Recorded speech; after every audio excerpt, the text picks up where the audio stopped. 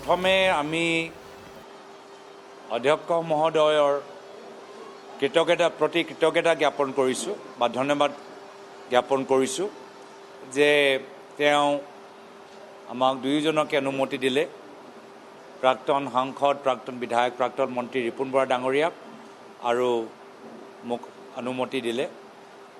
আজি আমাৰ কংগ্ৰেছৰ বিধায়িনী দলৰ লগত আমি দুয়োগৰাকী অধ্যক্ষ মহোদয়ক লগ পালোঁ।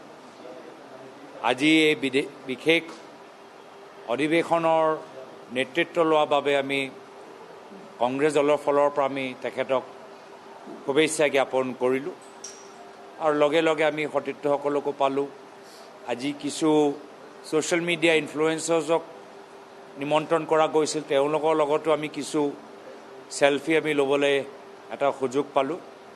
আৰু ভিতৰতো সকলোৱে দেখিছেই, যদি প্ৰশান্ত ফুকন ডাঙৰীয়াই খুব সুন্দৰকৈ ভূপেন হাজৰিকাদেৱৰ গীত গাইছে, লগে লগে মনোৰঞ্জন তালুকদাৰ ডাঙৰীয়াও খুব সুন্দৰকৈ তেওঁ সহযোগ কৰিছে আৰু এটা ভাল সক্ৰিয় এটা পজিটিভ পৰিস্থিতিত পৰিৱেশৰ ভিতৰত চৰ্চা হৈ আছে।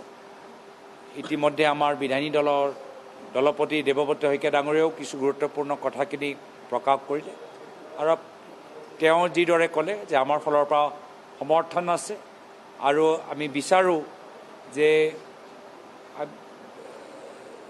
আমি সদায় চেষ্টা কৰিব লাগে যে সুধাকান্ত ভাৰতৰত্ন প্ৰয়াত ডক্টৰ ভূপেন হাজৰিকা আমালোকৰ মাজত সদায় সজীৱ হৈ থাকক। ধন্যবাদ। চাওক, ৰাজনীতিটো চলি থাকিব। ৰাজনীতি বিধানসভাৰ ভিতৰতো হ'ব, বিধানসভাৰ বাহিৰতো হ'ব আৰু আমিও উত্তৰ বিধানসভাৰ ভিতৰত আৰু আমিও উত্তৰ বিধানসভাৰ বাহিৰত দিবলৈ আমি প্ৰস্তুত হৈ আছোঁ।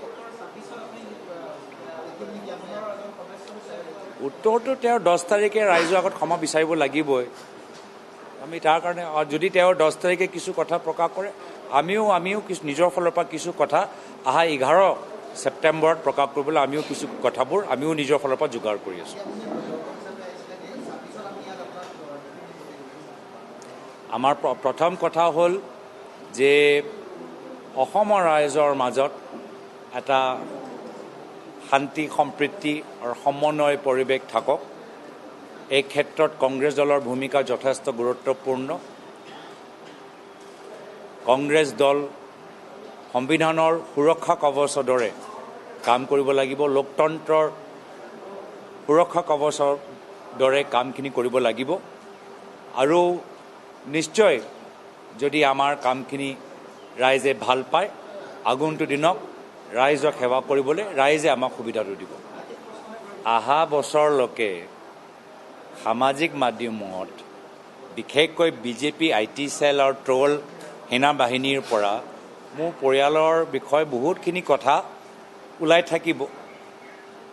ৰাইজে নিজে বিচাৰ কৰিব যে ৰাইজে মোৰ ব্যক্তিগত পৰিয়ালৰ ব্যক্তিগত কথা লৈ আগন্তুক দিনত ভোট দিব নে আমি কংগ্ৰেছ চৰকাৰ গঠন কৰিলে কেনেদৰে শিক্ষা, চিকিৎসা, খোৱাপানী, ৰাস্তা মেৰামতি, বিভিন্ন জনগোষ্ঠী, বিভিন্ন জনজাতিৰ তেওঁলোকৰ অধিকাৰ আমি কেনেদৰে পূৰণ কৰিম, সেইখিনি কথা ৰাইজে বেছি গুৰুত্ব সহকাৰে ল'ব।